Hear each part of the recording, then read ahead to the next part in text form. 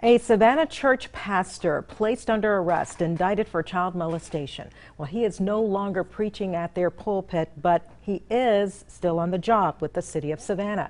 So the question we had was why? News 3's Andrew Davis is digging deeper into all of this tonight, and he's getting answers. He joins us with what he found. 3 counts, all involving sex with an underage girl. Those are the charges that Alfonzo McClendon was indicted on. Charges that shocked his parishioners at First Metropolitan Baptist Church, as well as folks in the community. But now some of those same people are wondering why he still has a job, or at least isn't on leave from that job. So I found out the answer isn't as easy or as clear as you might think. This was the scene at First Metropolitan Baptist Church on July 22nd when the historic church burned to the ground. This was the second huge blow to this congregation in the last month. The first, their pastor, Alfonzo McClendon, being arrested for child molestation. The indictment uses words like groping, immoral and indecent acts, and sexual intercourse, all with a girl under the age of 16.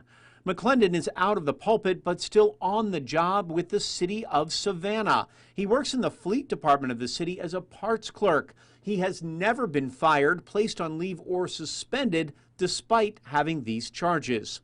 I received email records from the city starting just after his arrest in late June between his supervisor and human resources.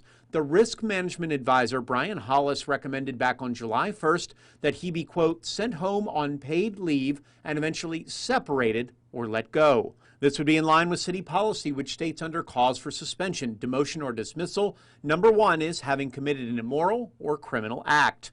That statute continues to say or getting convicted, but does not state you have to be convicted to get fired or suspended.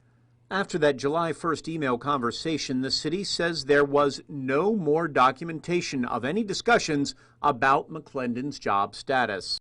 I asked the city human resources director why McClendon was seemingly not even reprimanded and is still working for the city. The response read in part, his responsibilities are not relevant to the alleged conduct.